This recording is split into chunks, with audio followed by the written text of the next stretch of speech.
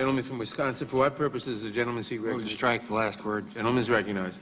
Mr. Chairman, I think we ought to step back from the political rhetoric and ask exactly what this contempt citation deals with.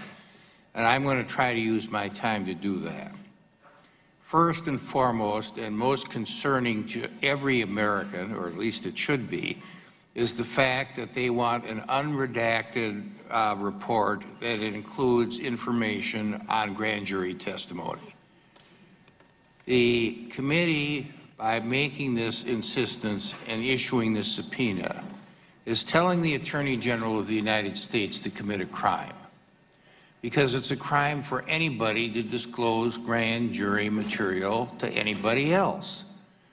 That includes the Attorney General, it includes the prosecutors in the Justice Department, it includes the witnesses who have been subpoenaed and have testified before the grand jury. It means everybody. And if the grand jury system is to work, and remember, witnesses can't even bring their attorneys into a grand jury, then the secrecy is going to have to be maintained. Now, all of us know that it's really impossible for the people who work on this Capitol Hill to keep a secret.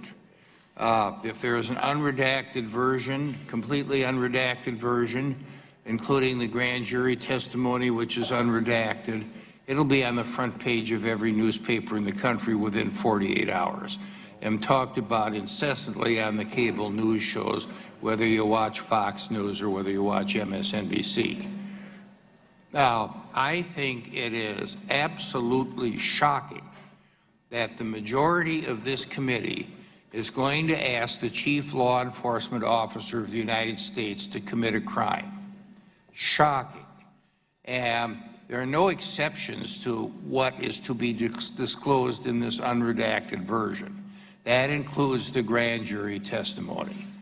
And by citing the Attorney General of the United States for contempt of Congress, for saying, I'm standing up for the law, I am not going to break the law by complying with that part of your subpoena, shows an overreach on the part of the majority. If we are to be a government of laws and not of men or people, then we have to obey the law on this end of Pennsylvania Avenue as well as on the other end of Pennsylvania Avenue. And we are not doing that. Now, what else has been redacted? There's been redactions relative to ongoing investigations. Now, do we want to let the people that the Justice Department is investigating know all about the ongoing investigations? I don't think the public interest is served by that. Whether somebody is guilty or not should be determined by the jury in a trial. That's what the American system is, and that's what a lot of the Bill of Rights protects. You also have a protection against people who are peripherally involved in that. And that they were just on the edges of this. They were interviewed, and nothing came of the interview because they didn't have any evidence on what was being investigated. But there's a character assassination squad running around this town that even if you are on the periphery and went and voluntarily talked to the FBI or Mr. Mueller's team, you know, you're going to end up having your good name and your reputation smeared even though you didn't do anything. So this is definitely an overreach. Those redactions,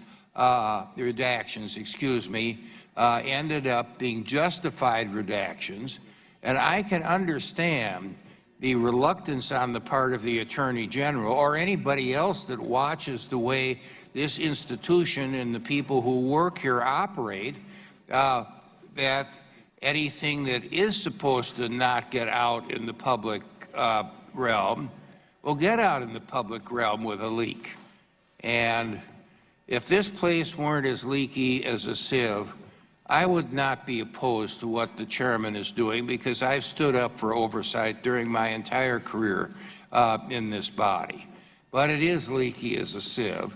And I think what we're doing here is forcing the Attorney General to break the law, to place in jeopardy innocent people, you know, who are not involved in any of the things that Mr. Mueller ended up investigating, and shaming ourselves in the process. My time is up.